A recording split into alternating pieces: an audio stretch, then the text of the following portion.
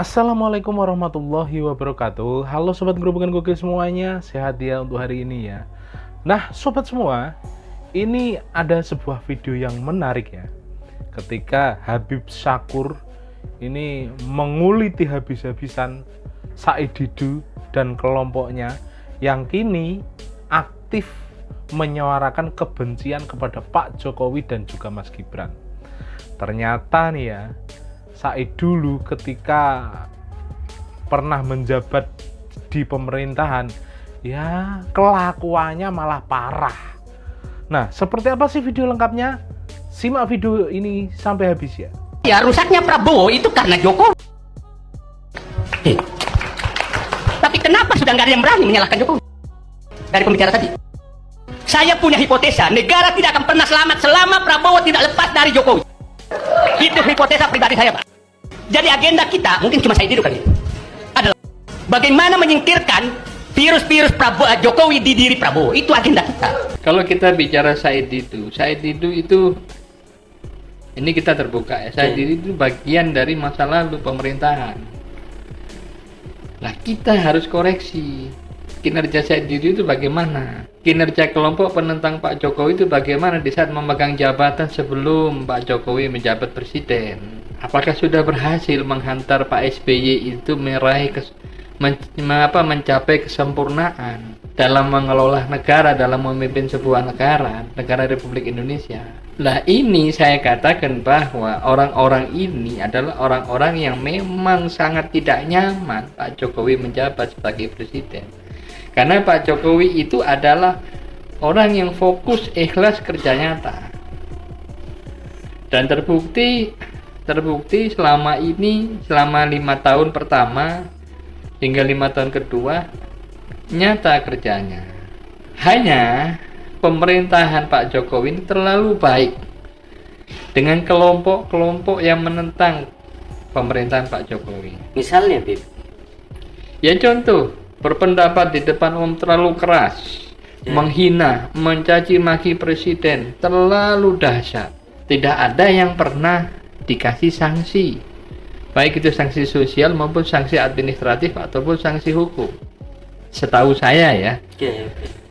Tapi kalau memang di luar sepengetahuan saya ada yang terkena hukuman dan lain sebagainya, pidana, saya tidak mengikuti berita. Nah, orang-orang ini akan terus menggerogoti pemerintahan Prabowo Gibran, dianggap itu masih ada campur tangan Pak Jokowi.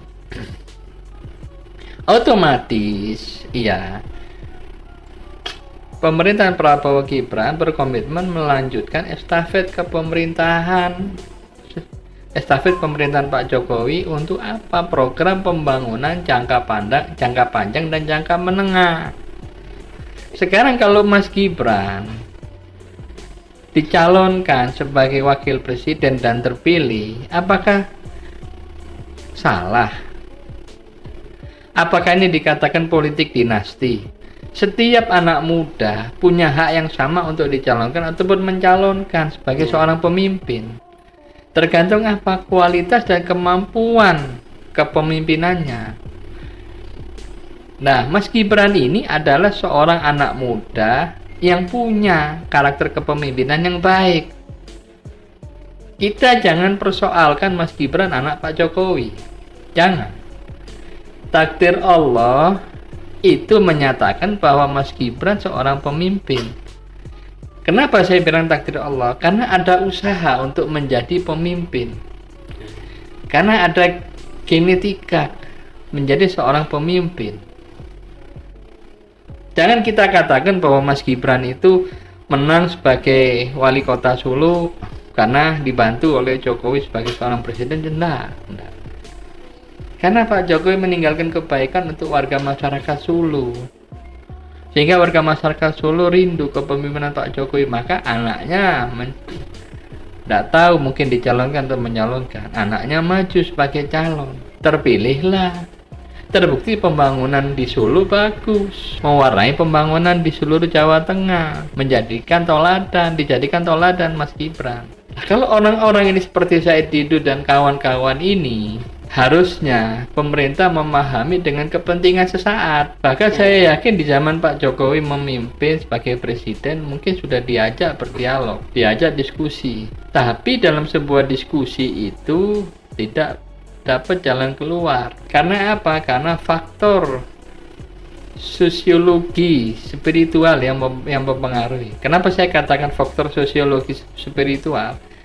Karena di sini muncullah kelompok yang khas yang saya curigai sebagai kelompok oknum yang ikut dalam pengasuhan khilafah. Kenapa bisa bilang begitu? Ya karena jelas realita pemerintah Pak Jokowi jujur dan ikhlas untuk mengabdi sama rakyat. Pembangunannya jelas, arahnya jelas, dan dilanjutkan oleh Mas Gibran sama Pak Prabowo. Dan selama Pak Jokowi itu menjabat sebagai presiden, banyak diganggu sama mereka. Oke. Dan terbukti mereka ini menggalang opini di masyarakat tidak pernah berhasil. Mereka itu menjalankan faktor egoisme semata. Hanya ingin membuktikan kepada dunia luar, kepada dunia nasional bahwa mereka mampu untuk menaklukkan pemerintah supaya nurut pemerintah itu sama mereka. Mereka seakan-akan menjadi dewa penyelamat bangsa, padahal mereka ini apa? Mereka menjual atas nama rakyat.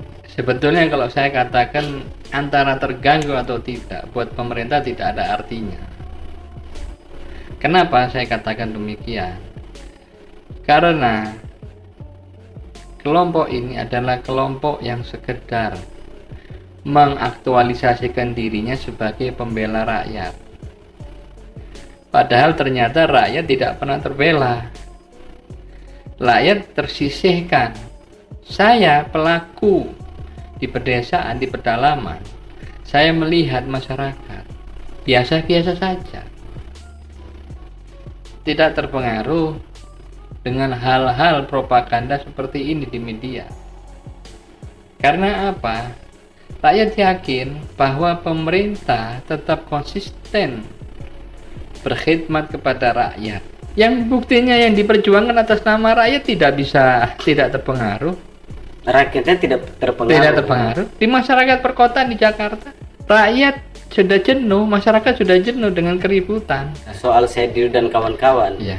Ini kan kelompok-kelompok seperti ini kerap selalu tadi sudah disampaikan mengganggu jalannya pemerintahan. Kira-kira menurut Bib, bagaimana cara mereka membangun opini sampai hari ini mereka bisa bertahan untuk melawan pemerintahan hari ini, Bib?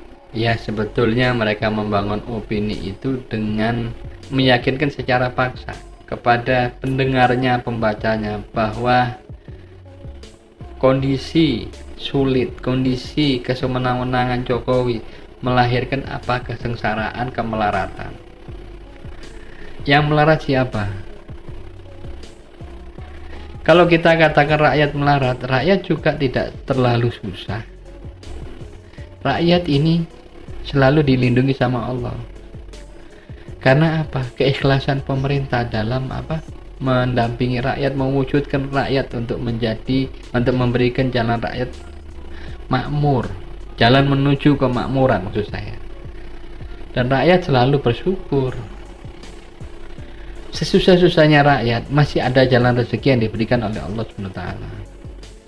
Jadi rakyat sendiri tidak mau ribut, tidak mau rame, mau yang damai-damai saja.